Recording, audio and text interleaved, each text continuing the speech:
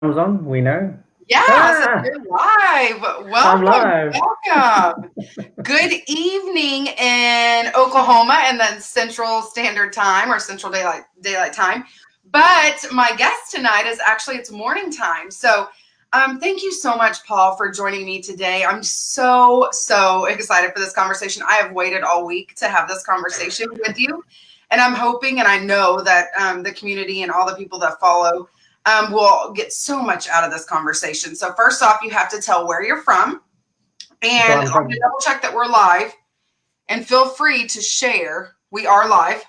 Oh, good. Okay. So if you want to share it, feel free to do that before we hop into the conversation. Because I know it's going to be so good. Okay. I'll have to work out how to share it, but I can answer your question, I think. Perfect. So, Paul. Right. Yes. Tell us, obviously, where you're from. And then what you do, and I'm gonna, as soon as you tell where you're from, I'm gonna kind of probe this just a little bit to tell them a little bit about you and a few questions that I have in regards to what you actually do and how you help people. Okay, so I'm from Cape Town, South Africa, but currently I live in Brisbane in Australia, where it's 10:30 in the morning.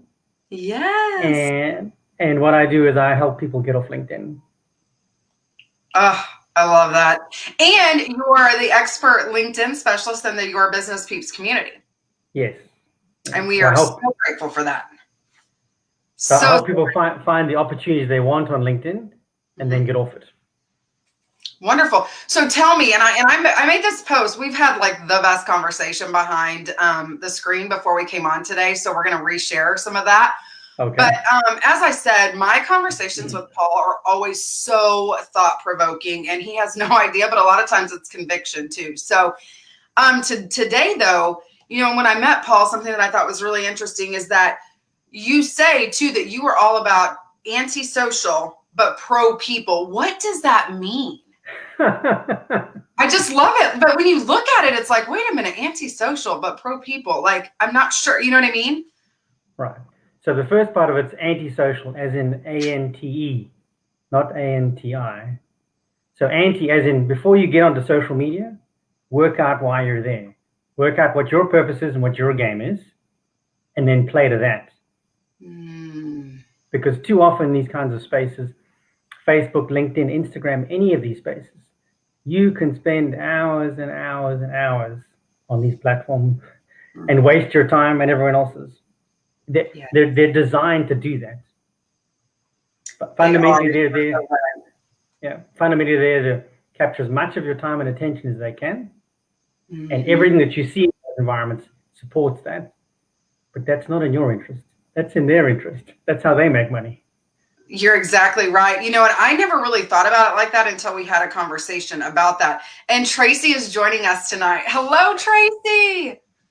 Thank you so much for joining us tonight. I'm so excited for this conversation with Paul. So when you say anti-social and how much of a time suck it is, right? So this week you made this really, really great post about our phones and our lives and how that relates. So could you share a little bit of that? Because I think it is really important because I know I'm not the only one that has issues with that. So I'd love for you to share that with the audience as well. Well, I suppose the principle with your phone is if you think your life is on your phone, then you're missing out. Because life is here, real life. It's connecting with people, talking to them. It's not sitting on your mobile phone, despite all the encouragements to do that. We were talking about it earlier. Yeah. So when we said, okay, so who benefits from you being on your mobile phone? And your comment was, your comment was not you. It's the companies that do that. It's the social media, the Facebook, the LinkedIn, the Instagram. It's just another opportunity for them to interfere in our lives. That's right, because it's all about them. They could care less about us, right? Yeah. And it's the same with LinkedIn, which is, how did you get into LinkedIn strategy to begin with? Like, that is another question. We'll go back to the anti-social and pro-people, but I do want to know, like, what drew you in to begin with, and then, like, how that kind of developed. So LinkedIn, my start with that is probably the same as everyone else's. About 10, 12 years back, you had to be on it because everyone was on it. And that was the space in which you searched for jobs and made connections. And so I spent 7 or 8 years wandering around it a little. And then I got much more intensely involved in it in about 2016, 17, as I was developing my network and connecting with a whole lot of people that I don't really know and still don't know me. And then one of the big changes to me was, so I moved from South Africa in 2017 and came here to Australia. And after being in business for 25 years there, I left all of that network behind. And so I arrived here in Australia and I almost knew no one and had to rebuild all my business network. And so I started to use LinkedIn more effectively to combine with the networking activities I was doing, and then worked out how to share content more effectively, what worked, what didn't, which parts were a waste of time. And so I built up my own models and view and look at LinkedIn. That's the short version of it. That's wonderful. And you've discovered a lot in the past few years, right? Yes, I have. And you see a lot of these people, and I think that how you came into it plays into the anti-social and the pro people too, because you've learned that along the path, I think, right? Sure.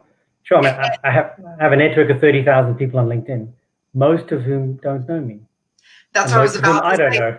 Yeah, I remember you saying that when we first met, that like, you see all these things like, oh my gosh, connect with all these people and they're, I have how many ever followers, 30,000, 50,000, whatever it is.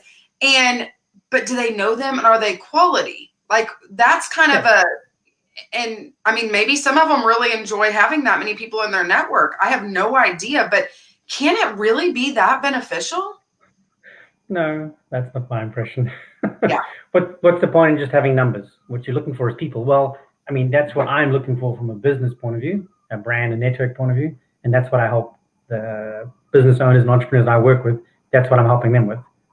If they're into numbers, then I'm probably not the right guy for them.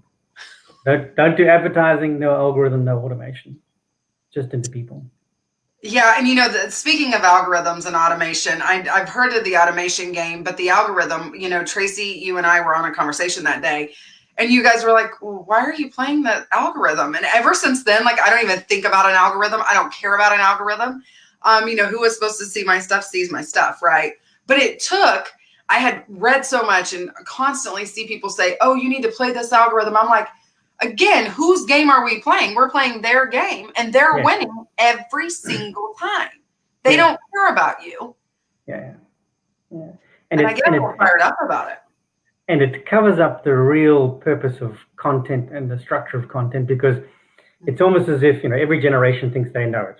They've got it right. Whatever the previous generation did, that's all old school stuff. And content is the same as speaking. And the principle of speaking is when you stand up there, well, who's the audience you're connecting with and how do you hook their attention? It's nothing to do with an algorithm. It's got to do with how you get your message across. That's so true. And you have a certain way that you like to do that too, which you're going to talk about, because I'm going to ask some questions around that. But for the anti-social part, so your idea or what you typically do is that you help people, they can build their networks on and make the connection on LinkedIn, but then you tell them to come off of that and actually build their relationships, right? Human to human, real conversations, real business being done off of social media, correct? Yes. And so when I'm working with someone, what I tell them is, if I do my job right, you won't be on LinkedIn anymore. Because what you'll be doing is focusing on your content and your audience and connecting with them live. Over Zoom, I mean, that's an alternative, but in person. Yeah. Because all the LinkedIn part of it, the team I have, we do that. The same as if you were running a business and you had a whole lot of sales inquiries coming into your office. Would you answer the phone? No, you get somebody else to do that. Who takes a note of the inquiry, says, no problem, great, thank you for phoning up about our particular special we have. We'll take a note of your name and number, and then we'll get someone to get back to you and explore that further in terms of your need. Mm-hmm. The owner of the business doesn't answer all the sales inquiries. So why would you do that on LinkedIn? That's true. That is so true. And I love all the examples that you use, because I think it is very easy for people to relate to what you're saying, right? Which again is your way of connecting with humans and helping them understand that the game, isn't about them. It's about the marketing dollars and all of these other things that everyone else is benefiting from but them. Yeah. And, we spend, as you said, so pro people, when you say anti-social, so people are spending all of this time consumed in social media, right? Yes. And you probably know the statistics on it. It's probably awful. I don't even want to know them, I'm sure. It's terribly high. It's too high. Yeah, I'm sure it is. And so, go ahead. Sorry. It's the opposite. It's the opposite, right? Because what they're promoting is, social media will empower you as a business owner. If you get on Facebook, LinkedIn, be able to connect to your audience, say your piece, spread your word, build your brand. But the opposite's true, because when you invest all that time and effort in this virtually disconnected world, you're not building your brand. You're not building relationships. All you're doing is just adding to the noise. True. And there's a lot of noise out there, as we know. Yeah. So much that you're drowned out, I would think, the majority of the time. Yes. Well, I mean, the easiest way to think about what social media is like is a bit like going into a casino. Mm-hmm. So in a casino, the house always wins. Always. That's how it stays open. So when you see these examples of people who've just won $1 million, those are very isolated examples of success. But that's what keeps drawing people back into the casino. It does. If only I play for long enough, eventually I'll win $1 million too. That's right. But they never tell you how much they put in there to begin with. Yeah. Or how often people like that win. But you have to work it out for yourself, right? Because if the casino was paying out millions of dollars every day, it would go out of business. That's true. That's exactly right. So, and when you say pro people, like, because that is kind of like your mantra, right? Like, this is who you are and this is what you do and this is how you connect. So when you're working with your clients, how do you teach them about the pro people? Do you typically just find clients they're about people already? Or do you kind of help guide them in the direction of learning how to build those really worthwhile connections? Two good questions. So the answer to the first one, fortunately for me, very few people like my approach. Because when I describe them, look, I'm anti-social and pro people. No advertising, no algorithm, no automation. By the time I'm done with you, you won't be on LinkedIn anymore. You'll be engaging directly with specific people who are really interested in talking to you. That already shocks enough people. So now I'm down to the few in the room who say, you're right. I actually don't want to be on LinkedIn. I want to be engaging with my audience directly. If you can help me with that, I'm listening. Oh, wow. The more that we educate people on the importance of not being disconnected and being in, and I think it is changing a little bit. And I think COVID has allowed us to realize that we need to have human to human connection. I believe we were designed to live in community with others. Yes. And we were designed that way, and so we're not fulfilled if we're not doing that. And so the more that we can educate people and the more, because, that's what I talk about as well, is that connection is key. But, you build your connection off your values, off your passions, off of the things that drive you every single day. And so it's very important to build those relationships, because you're right. If you can meet with people and they're already your audience, then your referrals, everything's coming in from all of that. And you've built long-term relationships. Yes. And in terms of the social media space, so one of the questions that sometimes helps people understand the trap of social media is I can look at their profile and say, okay, so you've got 10,000 followers on your profile. How many of them are customers? Most people can't answer that question. Or they say, well, 10 or 15%. Okay, so you've got 10,000 followers, 10%, you have 1,000 customers? No, not quite that many. And so properly assessing the actual benefit you're getting out of it helps get perspective. Because to my mind, the right answer is this. If somebody asked me how many customers I have on LinkedIn, I would say not enough. Yeah. Because you're trying to drive that growth. And then when you get to the point about, I've got 10 leads out of LinkedIn. And so I had a conversation with someone earlier in the week about that. I said, great, that's a nice number. You know what a better number is? How many did you close? None. Okay, so let's talk about that. Why did you close none of them? And then you start talking about, okay, so who are you actually trying to connect with? How focused and targeted is your messaging? Are you assessing the inquiries before you get to them? Do you have a process in place to make sure that you're connecting with the right sort of people? The simplest example is this. If you were listening to a radio station and they played classical music, and all of a sudden they start playing country and western, what do? Switch channels. Right, good. And so the same principle applies with content. Yeah. Their encouragement on social media is, just keep sharing as much as you can. If you share every day, that's much better than sharing once a week. And I would suggest the opposite is true. Just stay on track with a specific target audience and message in content and group you're trying to help. Don't worry about everybody else, as tempting as it is.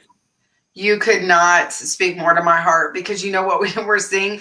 I came out of corporate, and you and I've had this conversation too, is that this online space is very wild to me. Like, it blows me away, because everyone tells you that there's this magic bullet and you should do it this way, and you're making 10K months, and I'll give you whatever free giveaway that will tell you all about these things that you can do to boost your presence, right? But we never talk about, and they're always saying, we're looking for a unicorn or whatever, but we're never talking about actuality here. So it is just mind-boggling, and everyone seems to get caught up in that. Yeah. So that's deliberate, right? Mm-hmm. Remember the conversation you and I had earlier, you referred to it, about the algorithm. Yes. And because of you, I developed that, do you suffer from LinkedIn algorithm anxiety syndrome? You're sitting there worried about the right hashtags, and are you posting at the right time? Your audience doesn't care about that. LinkedIn does, only because it keeps you on it. It keeps you trying to change things and tweak things. Well, if I do this, maybe the algorithm will like it better, and then it'll appear more, and more people will view my content. And but does it really matter if it's more people or the right people? Well, I would think the right people count, because the right people are more likely to do something. Exactly. That's just it. But which is what I love. And, I'm very much one that does not like to be in a box. So I absolutely love your approach and what you're doing and how you strategize around it. Because for me, I like to be different from everybody else. And so, and what you do is very different from everyone else. And, that's something that I just really, really admire. Not to mention all the other things as well. But I have a question too that relates to the content side. So your approach is really to learn and hone how you write your content, and and figure out exactly who your ideal client is, or whoever it is that you're speaking to, right? So you're making sure that you're, I guess, really fixing their problems. Yes. You got to make sure with your content that the first thing that you address is who's the audience, and why should I be listening to this or reading it? Got to get those things right. And then at the end, you have to make sure you've delivered on this. What's the point? Why did I just invest 60 seconds of my time reading your post? Because if the post isn't clear or isn't relevant, then I'm going to do exactly what you just suggested. I'm going to change stations. That's true. So it's so important to have value in versus just throwing stuff up all the time, that where people are like, oh, Paul, he always has like 15 different things, and I never really know what he's talking about. And, and there's not a lot of clarity, which brings me to another point that you talk too a lot about spam. Yes. And it's very aggravating, isn't it? It is. Yeah. I mean, if you look at it, spam has created a space where our inbox just seems to breed spam. And oh my God. My inbox is so full. It's ridiculous. Yeah. And understanding the definition of it probably helps. Because for me, one of my favorite books is Permission Marketing by Seth Godin. And he talks in there about how your relationship with your audience is primarily driven by producing content that's relevant, personalized, and anticipated. Relevant, personalized, and anticipated. Magic. And spam is the opposite. Because spam for me is GUI. It's generic, it's unwanted, and it's irrelevant. And if you look at all the things that we're encouraged to do on LinkedIn or any kind of social media, most of it's spam. Like the most ridiculous example is, if I'm looking at one of your posts, LinkedIn will suggest what I should comment on. And so the reality of that is, you picture, if we were live and had a live conversation going, it would be my bot in my head saying what I should say back to you. Yeah. Isn't that wild? It is rather wild, yeah. But that's the way it's going. And people really like it. I'm not really sure why. Again, I think that COVID did teach us that we need to have more human-to-human connection. So I'm hopeful that the tides changed a little bit, but I think we have a lot of education to do still, for probably till the day I die. But there are so many. There was something else that I was just thinking about too when you were. Go ahead. Okay. No, I was just thinking, go ahead, because there was another thought that I'm going to write down and ask you in just a second. So just to be clear, in terms of the spam aspect of it, I suppose that's the most important aspect in terms of social media, particularly LinkedIn, is anything that they suggest you do, there's a good chance you probably shouldn't be doing that. Yeah. So you know what? This is what I was going to say. So I got this interesting message on LinkedIn today from some guy. Don't know him, right? Somehow at some point I connected with him, and he had sent me several messages, but it's always the same. Like, oh, will you watch this thing or whatever? You know, like you might be interested in this, but has no connection to me. Never said hi to me. Nothing. Well, today I said, well, I guess you're not interested in this, but do you have anybody that is? And I was like, you have got to be, I didn't respond. And I'm thinking about responding, and I'm thinking about saying exactly what I would tell anyone is that will never get my business. And if you want to truly know who I am, you need to have a human to human connection to me. Don't send me this stuff, this spam that says, oh, well, I want you to look at this. And then a few weeks later, tell me that, oh, well, apparently since you're not responding, then maybe you have somebody though that could be interested. Like that is crazy. Like I don't know anybody that does that, but I'm sure people are doing it. Today was the first day that that's happened in a while.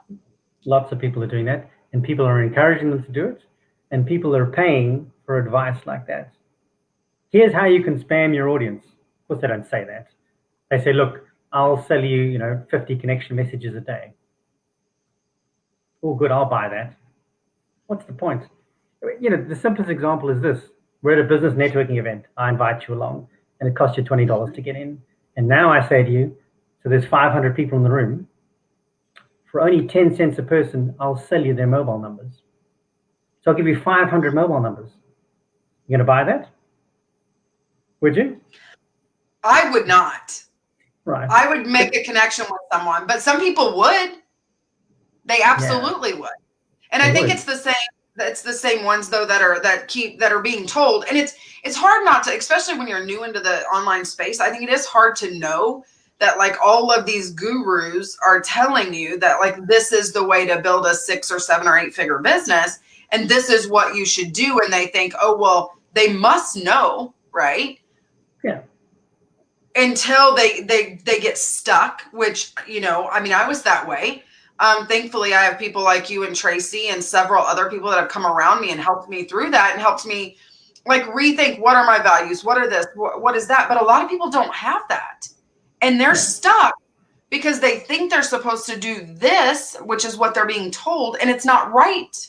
And it's not right for everyone, right? Yeah, because part of the challenge is the good examples we're supposed to follow in our lives have been taken away.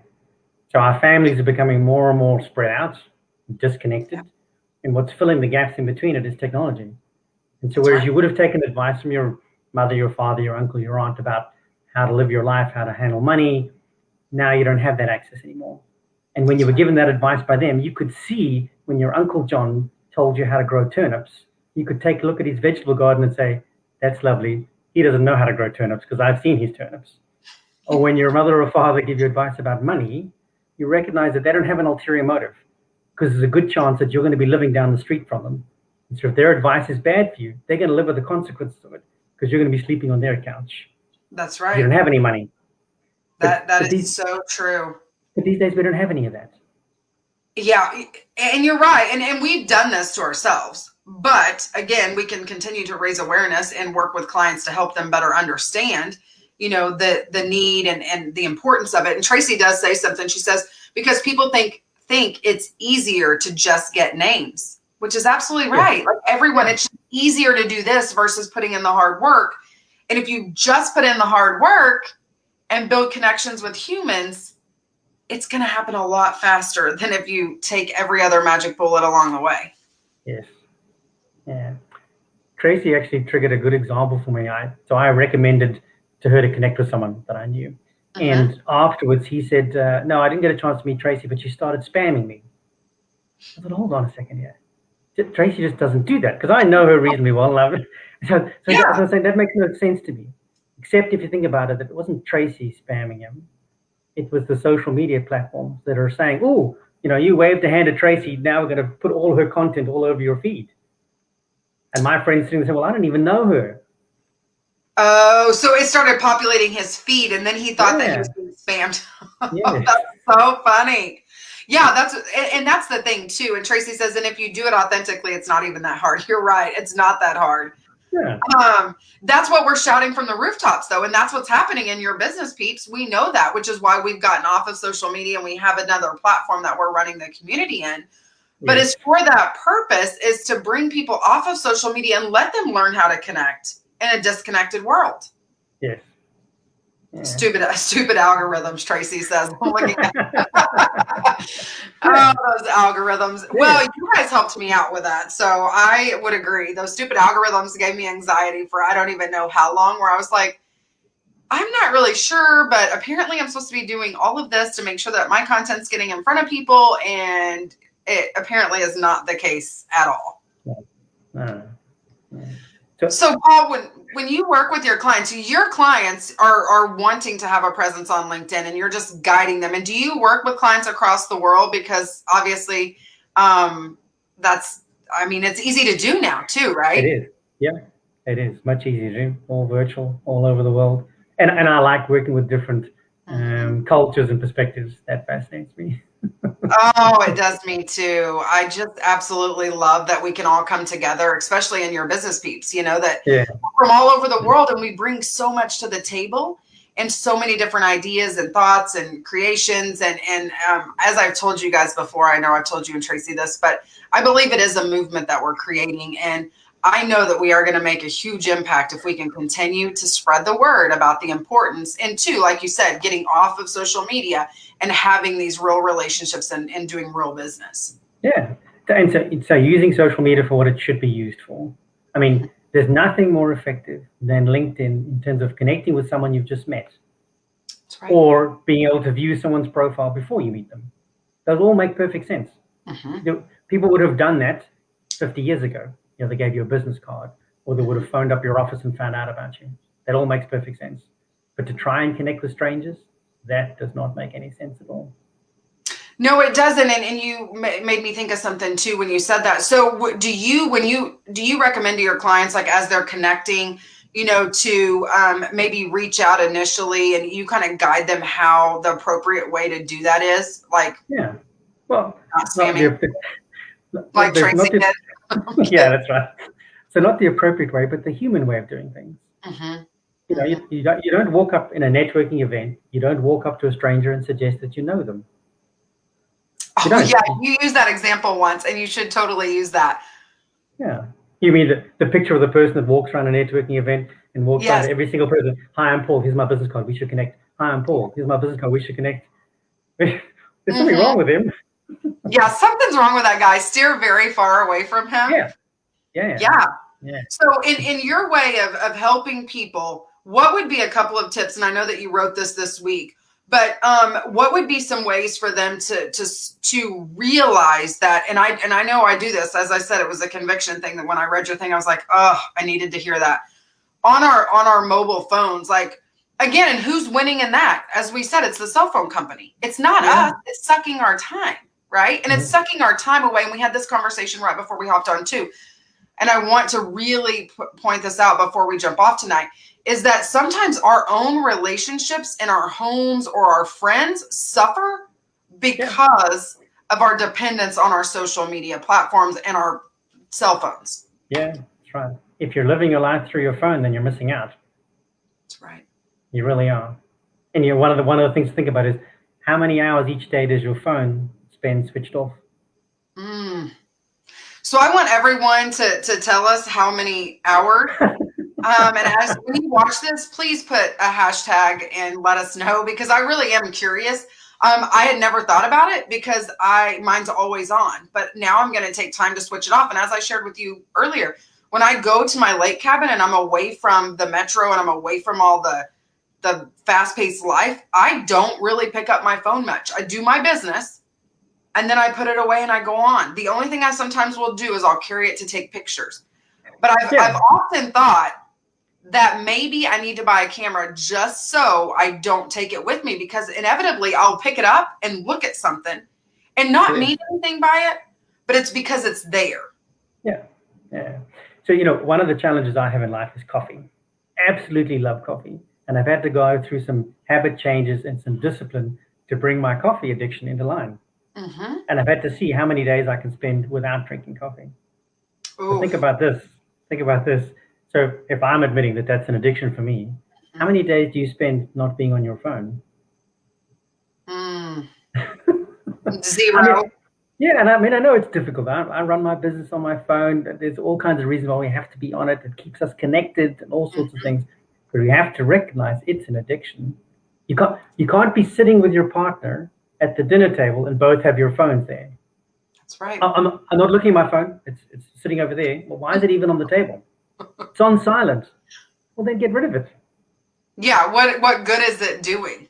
Yeah, just put it in So another maybe room. we should do like some sort of a challenge. Like we challenge people. That would be really fun. We could say we challenge you to, go so many days or turn them off in the evenings for 5 nights straight So, and see what it feels like. Simon Sinek tells the best story about that. The short Uh-huh. version, in which he goes out to dinner with his friends, all the couples, and they're sitting there, and they all put their phones in the center of the table. So this is his story, right? Not mine. Uh-huh. And the first one to touch their phone pays the bill. Oh, that's really cool though. And I bet they really thought hard before they went and reached to pick that phone up. Yeah. So imagine doing that with your husband or your wife or your partner. You can take the phone with if you want, and it'll sit there on the table while we're out for dinner. The first one who touches the phone pays the bill. Ooh, I love that. Tracy's like, haha, I've thought the same thing about the camera. Yeah, that's why I feel like I've always got to have my phone is because of that stupid camera. So I think I'm going to buy me a camera, and then that's what I should, my birthday's next week. I should ask for that for my birthday. And then there's no reason for me to ever feel like I need to carry it. I just carry this camera with me and then I move on. Because for me, a lot of times it's about capturing memories. Right. So I'll save you some money. Just put your phone on airplane mode. So it's off. So it is then only a camera. Oh, okay.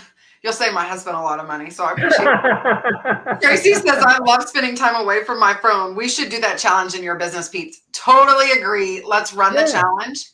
Let's start it. Like we could do it for the end of the month. Everybody that can take a step back from their phones, and we can come up with a challenge, and we should start that next week. Yeah. You just have to ask people a couple of questions like, okay, good. So you go on date night, do you? Does your phone come with you on date night? So now there's 3 of you in your relationship. Oh. Probably 4 because he or she's taking the other 2. No, you're right. That's exactly what happens. It's like another person. Yeah. And I know that I've said this, I told you this before we jumped on tonight, was that, sometimes my daughter will look at me and she'll say, Mom, you're on your phone. Yeah. And it makes me feel really bad. And it's not, and I don't even mean it. It literally is a habit and an addiction to where I pick it up and I'm like, oh, and it's not even that I'm really worried that I missed something, but to be more mindful and to be in the now and in our relationships, not just in our business relationships, right?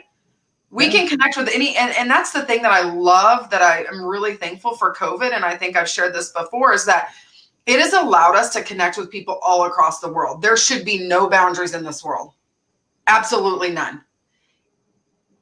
But so often is the ones in our homes and the ones that are closest to us is where we fell at. But you have to ponder this question then when you think about the fact that there's no boundaries and we're all connected, because particularly Facebook encourages that perception. Mm-hmm. But think about how often you have conversations with people, like you and I are talking, did you see my post yesterday? And so we interact on a fairly frequent basis. There's a good chance you didn't. That's so true. Face the reality that your feed is not designed for you. They may say it is. Yeah, it's designed for them. Because you're right, because you posted something. And Tracy, thank you so much for joining us tonight. She's got to go do bath time. Tell Nicholas we said hi. Love bath time. But, you're absolutely right. It isn't, again, it's not about us.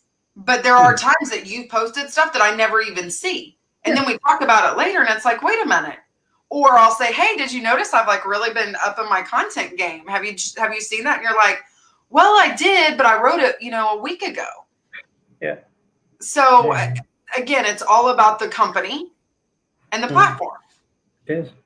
And it's also interesting when I talk to some people who reach out to me and I have no indication that they have engaged in my content in any way, shape, or form. No likes, no comments, no views on my profile. And so you kind of have to do an about face and realize that that's not how all relationships have to work. I don't have to view your profile, like your content, comment before I connect with you. Could have read it all just quietly on my own. I don't have to do anything. It's only social media as well. I mean, if you like my stuff, then like it, comment on it. Yeah. Share it. Do all of these things. Yes. But if I just want to connect with you, and I do this a lot, I'll just send somebody a message and say, hey, I saw something. I'm really, I really just want to get to know you. Yes. And it's as simple as that. I'm very authentic in it. Like that's truly, I love people. I love to get to know people. We share so much of that in common. And I really enjoy hearing about other cultures and where people are around the world. Yep. But like I said, we've got to make sure we match up our behavior with how we interact as humans, not as computers. So if you think about it, if you stood up and did a talk on connecting and on networking, if somebody came up to you afterwards and thanked you, you would just thank them for their compliment, wouldn't you? Yeah. You don't then say, well, would you like to buy my book? That's not the next natural reaction. No. So it's the same thing on social media. So what I do, the model I teach my clients is, if somebody likes or comments on your post, then just say thank you. Send them a message. Say, hey, I really like the fact that you enjoyed my post on, how to connect more effectively on LinkedIn. That's all. I think that's really brilliant, Paul, is that you want people to interact on social media and look at it as if they're interacting in the real world. Well, there are real people there last time. I know, but I had never really, again, I told you all of our conversations are so thought-provoking because I hadn't thought about it like that, but you're right. If you go, like you said, the example of giving a presentation, like if I've given a presentation and someone comes up and says, great job, Tara, I would just say thank you. I don't even I don't really think about that in my content context, right? I don't think about, oh my gosh, everybody's liked it. Although I did do that recently and connected with a lady because she kept liking my stuff. And I was like, I've never met this lady and I really need to connect with her. I want to connect with her. So I did just that. And she was really thankful. And she was like, I just want you to know I really like your content. Sounds like a genuine conversation. And it was. You're absolutely right. I hadn't just thought about it like that. So I think that's a good way for those that are watching to do just what Paul said. Think of every interaction that you're having in social media. Think of it as if you were doing it in person and react in those types of way and treat it that way. Yeah. So one of the most common questions I get is, how do I appear more authentic on social media? How do I establish authentic relationships and have authentic conversations? And so the obvious answer is just act like you happen to be a person that day. And the other person, that's the person you're interacting with. As long as you keep those two things in mind, you'll be fine. Paul, you are so full of so much goodness. And I really hope that people will take these conversations to heart because it really is beneficial to start looking at things in this light and to change the way that we're interacting with technology and with social media, because it does affect all areas of our lives. Yeah. Thank you for your kind words. I was thinking when you're saying that, if we handle ourselves in networking events the same way we're encouraged to handle ourselves in social media, one of the things we would do is at every single event we turned up at, we would arrive in a different costume. Because we're constantly being told, this is the latest way of doing things. You have to wear this color, or wear it backwards, or wear it upside down, or have buttons on, or have zips on, as opposed to just show up as you. That's all you need to do. The real you. Show up as you and have a genuine conversation. Yes. Yeah. Ask questions, be interested. And I told you this before, is that I always tell people to listen, to genuinely fall in love with learning about other people. Because that's really what it is. Yes, that's your magic. Absolutely. And I'm just like, yes. And as you talk to people, it is so amazing because you find out things and you can ask really, really great questions. And it doesn't have to be hard. It does not have to be hard. And it should be natural. You have to watch what we get encouraged to do. So what most people will be encouraged to do in their business is to scale up. Yeah. In other words, connect with more people, bigger groups, charge more money, make more money. And so whether you like it or not, that's fundamentally McDonald's model. Mm-hmm. They don't produce the best quality burger you can get. They just produce the most number of burgers across the world so that everybody can enjoy it. That's right. And so if McDonald's is your thing, then that's probably a good model for you. For me, I don't want to scale up. I want to value up. I want to have deeper connections with fewer people and help them more. And I'll still make more money because I'll be delivering more value and they'll pay me more. Oh, I like that. That is the road map that I want to be on as well, just so you know. Because I think that in the end, I'm about impact, and that's how I get to impact people and lives is by value. I don't want to have the most burgers out there. Right. And look, there's nothing wrong with that model. No, there's not. Like it's just not me. Yeah. And I'm coming to learn what my personal brand is and who Terra is and what Terra wants and what I do and do not like. Yeah. And I think it's important to know. If you look at it, Amazon's model is scaling up, not valuing up. So if I want an experience with books, there's a lovely bookstore that's across the other side of the river. And I love going there. It's just a beautiful setting, nice coffee, great books, and you can look and touch and feel them and talk to people. So that's not Amazon's model. Amazon's model is scaling up. I can get a $5 book on Amazon anytime I want and get the next version of the series. It's convenient, it's easy, it's a different experience. That is, yes. And so you enjoy going, and I remember you telling me that you were going to the bookstore to see an author recently too. Yeah. But again, it's about connections. So see, for you, it's about building relationships and doing it that way versus buying the $5 book that you can get on Amazon shipped right to your house. So you don't even have to leave. So just to confess, I do both, but they're different experiences. Yeah, I do too. And it's funny because I say this a lot. I had a conversation recently with a lady and she said to me, I'm going to refer you to these two people. I said, great. It was some financial stuff. And I said, but and she said, what type of people do you like to work with? And I said, I like people that have good customer service because I remember that, right? Like I want them to connect with me and I want them to, that's what I base it off of. And if that's not there, then they're probably not my people. And so she sent me this guy. We had an hour-long conversation. We could have been best friends. And I learned so much from him. And he gave me exactly what it was that I was looking for. And so I look at that and I just continue to look back in my life. And that is always something that's been very important to me, is that human to human connection. So that's what you and I are about. And I am really grateful that you shared all of this incredibleness with all of the people tonight. And moving forward, we're going to have another conversation though. I can feel it coming. Sounds good. I like talking with you. Always so much goodness. And again, thought provoking. So our challenge to people would be to really, really look at how much time you're spending. How many hours are you turning your phone off every single day? Yeah. And how is it, interacting with your other relationships as well? Let's be mindful of all of that, right? Yeah. Yeah. Your phone will be all right in a room on its own. It'll still be there when you're done. It will.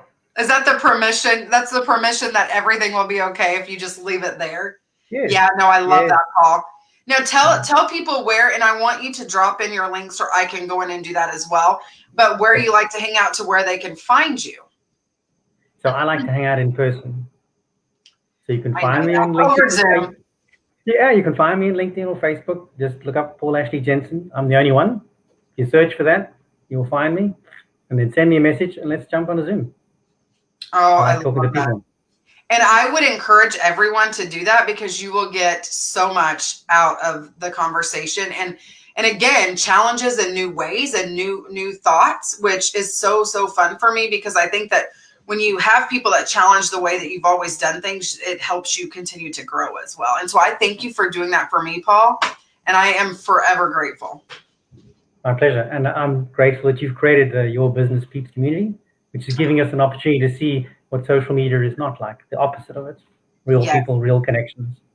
And we're just going to continue to build that because it's what we all need anyway, right? Yes. So we can continue to help others see the difference. Yes. So if anyone's interested, please reach out. That is, Paul is the LinkedIn strategy expert peep within the Your Business Peeps community. So I'll also drop that link in as well. But Paul, again, thank you so much for spending time with us tonight and for answering all my crazy questions because I get so excited and I get fired up now because, you've helped me really learn that like they don't care about me. So now I'm like, well, why don't we educate people more and tell them that they don't really care about you. You need to, you need to do what's right for you and your business and your family, and to make sure that this mobile phone will not be the death of you. Yeah, it'll be okay in a room on its own. It'll be there when you get back. It'll be safe. So at the end of the day, just remember, you can turn off your phone every day and it will be okay and it's in a room by itself. Yes. I love that. Paul, thank you so much again. I'm very, very grateful for your time. And please make sure that you connect with Paul. And Paul, any last words? Yeah, spend less time on LinkedIn and more time with real people, having real conversations in the real world, because that's where you do real business. So good. Wonderful way to end this. You have a wonderful day, because it's Thank you. Friday. Today's Thursday in Oklahoma, so it's Friday. Yeah. And almost the weekend. It is almost the weekend. Thankfully, I think we need that. Thank you again, Paul. Pleasure. Talk soon. Bye.